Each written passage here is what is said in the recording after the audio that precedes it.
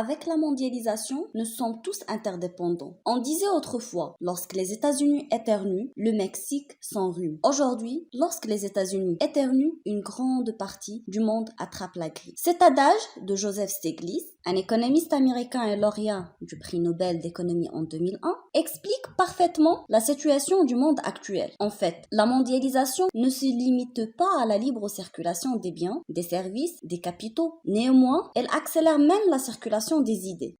Nous avons vu que la mondialisation peut être définie comme étant un phénomène qui renforce l'intégration à la fois des flux, des territoires et des acteurs à l'échelle mondiale. À cet égard, ces trois concepts constituent les notions clés qu'on va décortiquer ensemble pour entamer cette première partie du cours. Donc, aujourd'hui, on va mettre l'accent sur les deux axes, acteurs et flux de la mondialisation, tandis que le deuxième chapitre sera consacré ultérieurement à la notion de territoire. Commençons tout d'abord par les acteurs de la mondialisation. Et pour bien aborder ce sujet avec pertinence, on va répondre tout au long de cette vidéo à ces questions. Quel type d'acteurs sont impliqués dans la mondialisation? Quel impact ont-ils sur les dynamiques de la mondialisation? Et quelles sont leurs stratégies? En effet, la mondialisation constitue un processus d'interdépendance mondiale appuyé par des acteurs très diversifiés. On parle bien évidemment des firmes multinationales, les États, les individus ou les zones. On trouve également des organisations internationales,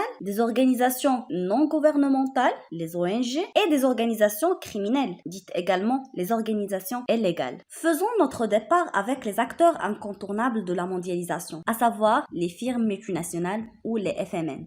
Aujourd'hui, on parle de plus de 85 000 firmes multinationales éparpillées partout dans le monde. Ces entités participent à hauteur d'un quart de PIB mondial et elles assurent plus de 66% des échanges mondiaux dans le cadre du commerce mondial. Toutes ces données-là justifient parfaitement la place des firmes multinationales dans le processus de la mondialisation. De ce fait, une question primordiale se pose. Qu'est-ce qu'une firme multinationale? Une firme multinationale peut être définie comme étant une entreprise qui possède des filiales, qu'elle contrôle complètement ou en partie dans plusieurs pays, voire même à l'échelle mondiale. D'ailleurs, selon Jean-Louis Michele, professeur et économiste français, une firme multinationale est toute entreprise qui possède au moins une unité de production à l'étranger. Cette définition rejoint celle de Jean Danin, qui définit une firme multinationale comme une entreprise qui réalise des investissements directs à l'étranger et qui détient et contrôle des activités à valeur ajoutée dans plus d'un pays. Cette définition met l'accent sur les firmes multinationales comme étant des moteurs derrière l'implantation des investissements directs à l'étranger. Partons de ces définitions. On peut dire tout simplement que les firmes multinationales sont des entreprises agissant à l'échelle planétaire qui conçoivent, produisent et commercialisent leurs produits tout en considérant le monde comme il s'agit d'un seul pays. Cela nous renvoie à la notion de village global que nous avons déjà traité au niveau de la séance introductive. En fait, les firmes multinationales agissent à partir d'une base nationale tout en contrôlant des entreprises implantées dans d'autres pays. À cet égard, on parle d'une entreprise mère et ses filiales. D'ailleurs, les firmes multinationales ont plusieurs appellations. On trouve notamment les firmes transnationales, c'est-à-dire les firmes qui traversent les frontières, ou encore des firmes globales ou mondiales. Donc, les firmes multinationales agissent par le biais des investissements directs à l'étranger. En fait, le choix de s'implanter dans un pays ou un autre prend en considération plusieurs critères d'implantation fixés par les FMN, parmi lesquels il y a des avantages liés au coût qui se manifestent par des avantages en termes d'approvisionnement, en termes de transport, de main-d'œuvre, également des avantages liés à la proximité et d'autres avantages sont liés à la fiscalité. Pour ce faire, les firmes multinationales ont le choix entre plusieurs stratégies, à savoir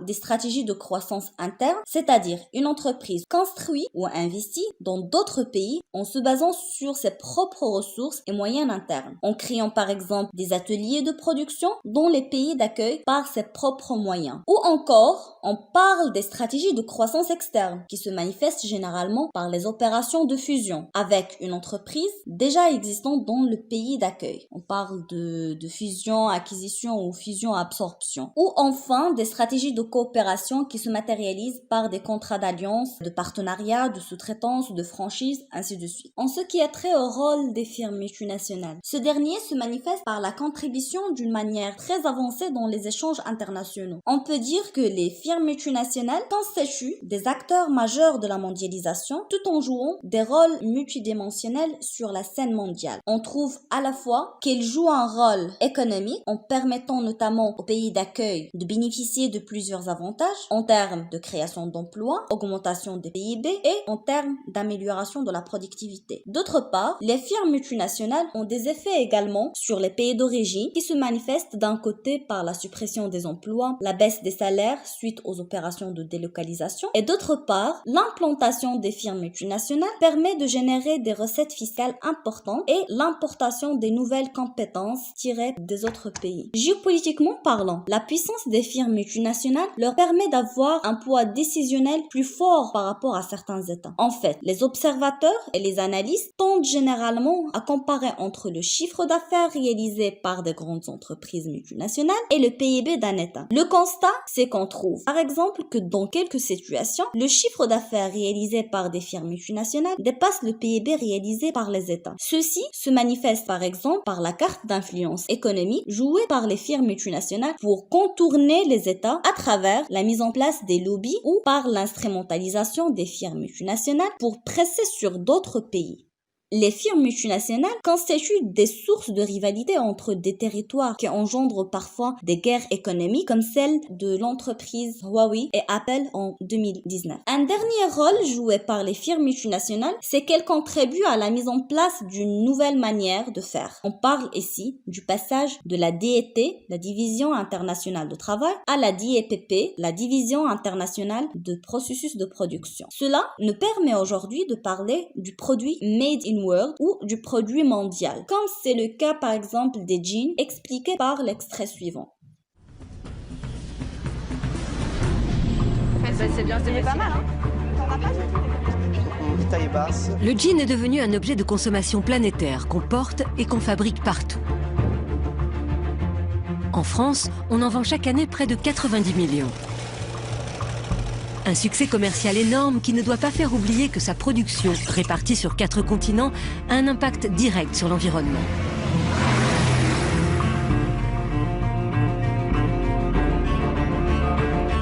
De la récolte du coton à son assemblage en Tunisie, d'où il repartira vers l'Europe, le jean aura parcouru 1,5 fois le tour de la planète. Pour fabriquer un jean, il faut au total 18 composants venus du monde entier qui vont converger vers un même lieu d'assemblage comme ici en Tunisie.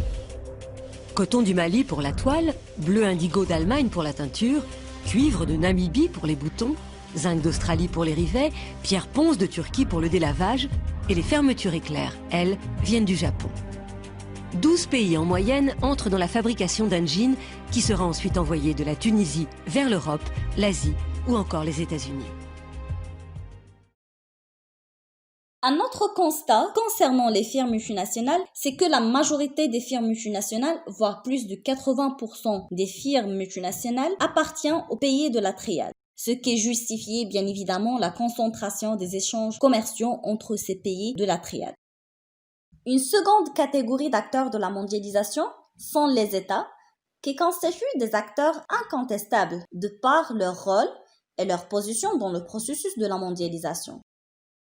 En fait, un État est généralement défini comme la résultante de l'organisation d'une population ayant manifesté la volonté de vivre ensemble. Également, un État est délimité par des frontières organisées autour d'institutions et réunit des personnes qui partagent les mêmes valeurs. Dans leur rapport avec la mondialisation, les États tendent généralement à jouer un double rôle. D'une part, les États cherchent à favoriser la mondialisation et ses mouvements afin de faire bénéficier de ses avantages. Approximativement, tous les États ont la même politique politique d'insertion dans la mondialisation, qui consiste à ouvrir leurs frontières aux capitaux et aux marchandises venues à l'étranger pour dynamiser leur économie nationale davantage. Mais pour ce faire, l'État doit renforcer sa compétitivité et son attractivité en s'appuyant sur le développement des infrastructures, des réseaux de transport et également la création des zones franches ou des pôles de compétitivité ou ce qu'on appelle les zones économiques spéciales, qui sont des zones bénéficiant d'une réglementation économique spécifique, différente du reste du pays, dont le but c'est d'attirer davantage des entreprises et des investisseurs étrangers. L'État peut aussi investir dans la recherche et développement ou encore mettre en place des politiques fiscales incitatives pour encourager davantage les entreprises. D'autre part,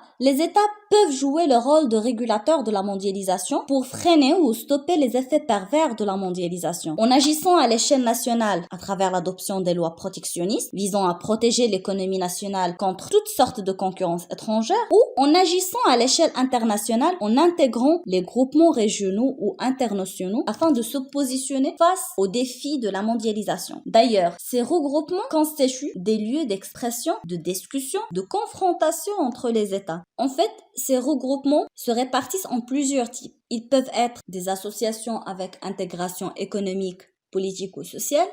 C'est le cas, par exemple, de l'Union européenne. Ils peuvent être également une union douanière. C'est le cas, notamment, le marché commun du sud de l'Amérique, la Mercosur, ou ils peuvent être également des zones de libre-échange, en prenant l'exemple de l'accord de libre-échange nord-américain ALENA. En fait, ces éléments-là nous renvoient aux étapes de l'intégration régionale selon Bella Balassa.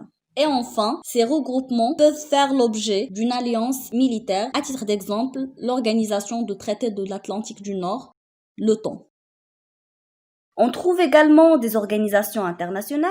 On parle traditionnellement de l'ONU, l'Organisation des Nations Unies, qui succède à la SDN, Société des Nations, cette organisation qui a pour vocation de maintenir la paix et la sécurité internationale. On parle également de l'OMC, une organisation internationale qui cherche à favoriser la bonne circulation, la prévisibilité et la liberté des échanges internationaux. Aussi la Banque mondiale et enfin le Fonds monétaire international qui cherche à assurer la stabilité du système monétaire et financier international. Au fond, il existe d'autres organisations internationales qui ont aussi un poids décisionnel sur plusieurs domaines, mais l'idée à retenir à ce niveau, c'est que cette catégorie d'acteurs est parfaitement déterminante dans le jeu du pouvoir au niveau mondial et l'impact de leur action est géopolitiquement intéressant dans l'influence de la souveraineté des États et leur autonomie.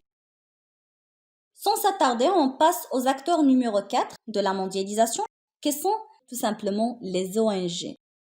D'ailleurs, c'est en 1946 qu'apparaît l'expression organisation non gouvernementale avec l'avènement de l'ONU en 1945. Qu'il s'agisse en fait d'associations ou groupements à but non lucratif, distincts et indépendants des autorités gouvernementales. En fait, les organisations non gouvernementales ont un champ d'action très varié. Éducation, sciences, culture, environnement, aide et protection sociale. Autrement dit, l'objectif des organisations non gouvernementales peut être d'ordre économique, social, éducatif et culturel. Sans oublier que les organisations non gouvernementales ont une forte capacité à mobiliser l'opinion publique et ils peuvent facilement contrecarrer les actions des firmes multinationales et même celui des États. Si on prend l'exemple de Greenpeace, une organisation non gouvernementale internationale de protection de l'environnement, cette dernière a milité contre plusieurs firmes multinationales. On peut prendre l'exemple de l'affaire de Nestlé lorsque Greenpeace a réalisé une vaste opération de communication pour demander un boycott mondial des produits de Nestlé, vu qu'il contribue, selon cette organisation non gouvernementale, à la déforestation et à la dégradation de l'environnement.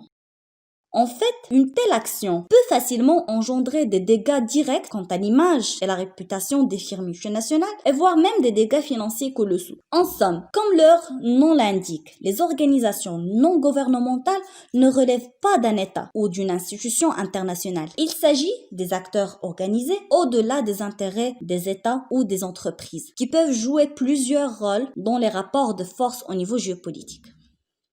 Un autre acteur non négligeable de la mondialisation, ce sont les individus ou les hommes. En fait, ces individus peuvent être des simples consommateurs qui consomment au niveau national des produits fabriqués au niveau international et qui peuvent aussi jouer un rapport de force autant des consommateurs ou même ils peuvent rejoindre des mouvements de consumérisme afin de défendre leurs droits. Les individus peuvent être des hommes d'affaires qui signent des contrats internationaux et qui inscrivent donc son entreprise sur le marché mondial. Également, ils peuvent être des entrepreneurs de génie, créateurs de produits mondialisés, à l'image de Steve Jobs, comme étant le fondateur d'Apple et inventeur de l'iPhone et de l'iPad. Également Bill Gates, comme étant le fondateur de Microsoft. Cette catégorie peut comporter aussi des hommes politiques, des représentants d'État dans d'autres pays, des ambassadeurs. Cette catégorie intègre aussi les touristes internationaux, comme étant des acteurs de la mondialisation qui effectuent des voyages internationaux en alimentant une économie mondiale ou en véhiculant leur propre culture. En même temps, ils approprient la culture du pays d'accueil. Également, les individus incluent les migrants, qu'ils soient illégaux ou non. Et en dernier lieu, on peut ajouter les artistes comme étant des vecteurs d'une culture mondiale en reflétant le soft power. Il existe un autre acteur qui représente la face cachée de la mondialisation, qui sont les organisations illégales. Celle-ci peut être définie comme étant la montée des groupes qui forment souvent des réseaux transnationaux, plus ou moins puissants, qui explosent sur tous les continents et qui travaillent dans des domaines distincts, notamment les trafics de drogue, les trafics d'armes, des produits toxiques, les jeux clandestins et également la contrefaçon. Elles sont considérées comme des réseaux criminels, illicites et illégaux. Elles sont à l'origine de ce qu'on appelle la mondialisation parallèle, marquée par des flux entre les espaces d'approvisionnement et de consommation et les pôles financiers. On parle à cet égard d'une mondialisation par le bas, une mondialisation criminelle, illégale ou illicite. Au fond, la montée des activités criminelles, notamment celles qui concernent le trafic de drogue, d'armes et celles d'êtres humains ou le blanchiment d'argent, a été généralisée vers la fin de la guerre froide et l'effondrement du l'URSS. Cela a été traduit par la recherche des moyens de financement illicites pour combler les pertes colossales subies à cette époque. Après avoir traité les différents acteurs de la mondialisation, la question des flux va être plus simple et fluide à identifier, de par le fait que ces acteurs que nous avons abordés sont à l'origine de différents flux intégrés dans le processus de la mondialisation. En fait, la notion des flux renvoie à la circulation intense des biens, d'hommes ou de données immatérielles entre deux territoires.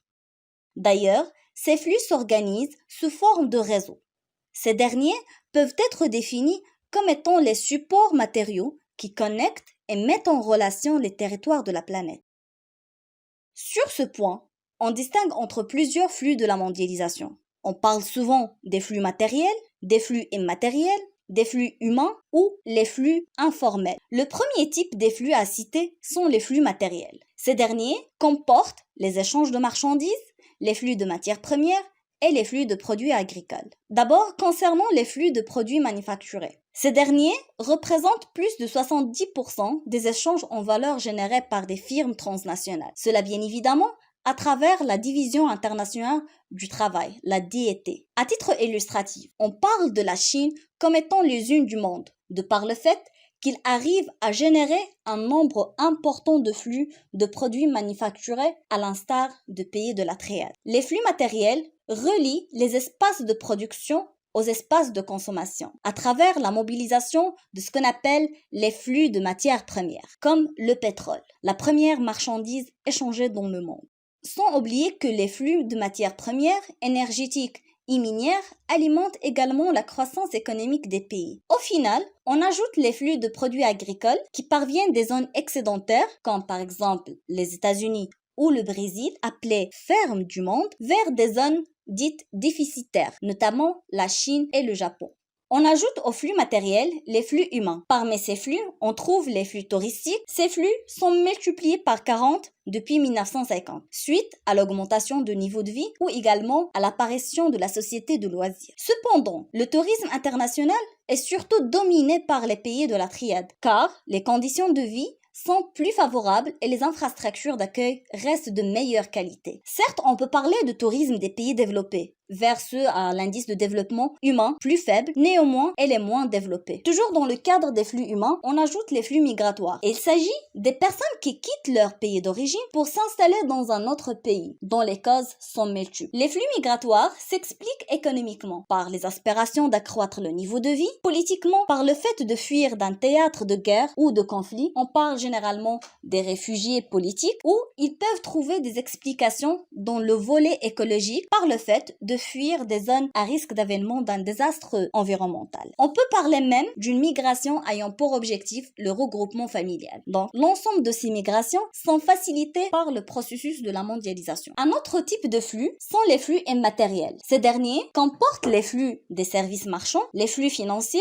et les flux d'information. Lorsqu'on parle des flux immatériels, on peut faire allusion aux flux de services marchands qui sont en pleine croissance, notamment les assurances, les banques, la télévision ou les services liés aux entreprises. On parle également des flux financiers qui sont passés de 5% du PIB mondial en 1981, voire à 36% aujourd'hui. On parle même d'une planète financière favorisée par la dématérialisation de l'économie et l'essor des réseaux de communication numérique. Et enfin, les flux d'information, comme on a déjà mentionné, il s'agit des flux qui vont structurer et organiser davantage les autres flux. On parle de TIC, les technologies de l'information et de la communication, et également de la digitalisation de l'économie. Et au final, on parle également des flux illicites ou criminels qui s'inscrivent discrètement dans d'autres flux de la mondialisation. On estime que la part des trafics illicites sont très nombreux dans le processus de la mondialisation. L'ensemble de ces flux illégaux, c'est-à-dire les trafics en tout genre, qu'ils soient des flux clandestins de personnes, les trafics d'armes, de drogue, des stupéfiants ou même le blanchiment d'argent, sont dirigés par des organisations criminelles, les mafias à titre illustratif. Généralement, leur but est de blanchir l'argent en le réinvestissant dans des entreprises propres. On parle à ce niveau de la face obscure de la mondialisation, comme c'était stipulé par Xavier Hofer dans son ouvrage La géopolitique de la mondialisation criminelle, la face obscure de la mondialisation. La séance d'aujourd'hui touche à sa fin. D'ici la prochaine vidéo, je vous souhaite le bon courage et à bientôt.